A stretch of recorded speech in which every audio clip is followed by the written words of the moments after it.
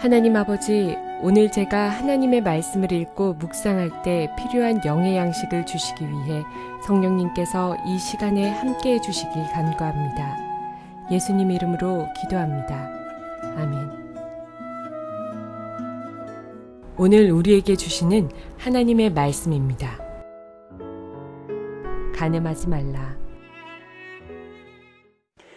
사랑하는 성도 여러분, 평안하셨습니까? 오늘도 주님께서 주시는 말씀과 함께 은혜로운 하루를 살아가시기 바랍니다. 오늘 우리에게 주실 하나님의 말씀은 출애굽기 20장 14절 말씀입니다. 제 7계명입니다. 하나님께서 이 7계명 간음하지 말라는 말씀을 주신 것은 여기 어떤 메시지가 된 것이 있습니다. 그 메시지가 무엇입니까?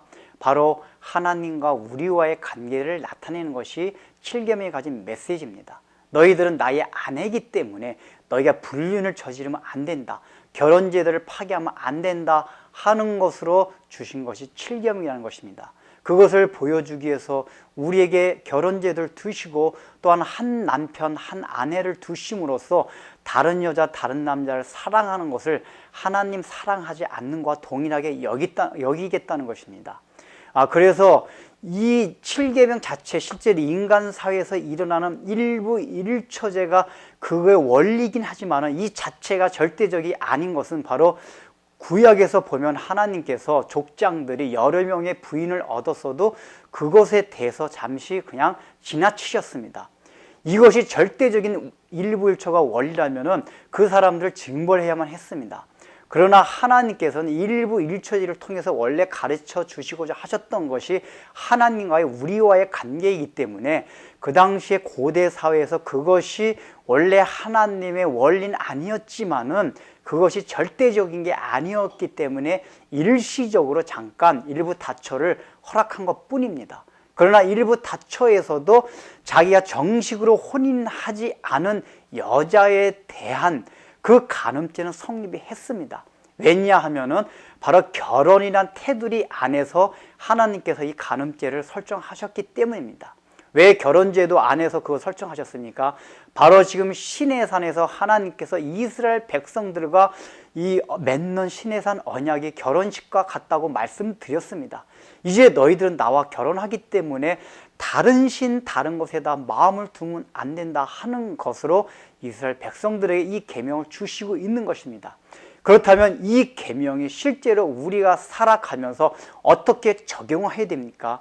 가장 첫 번째는 우리가 아내나 남편 이외에 어떤 성적인 관계를 절대로 허락하면 안 된다는 것을 말합니다.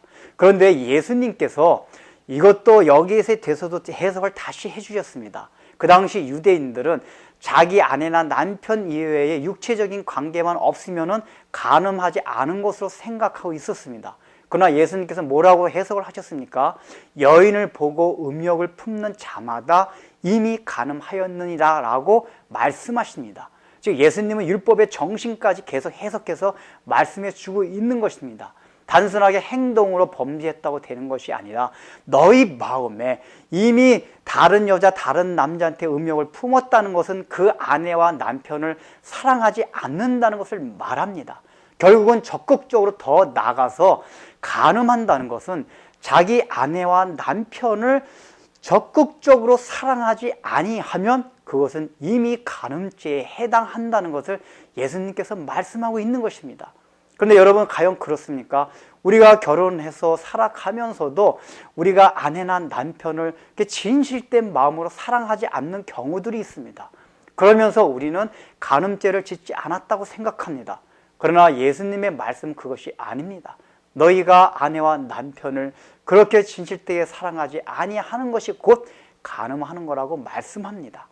또한 더 나아가서는 결혼하지 아니한 모든 사람들의 성적인 관계에 있어서도 이것이 우리에게 요구하는 것이 있습니다.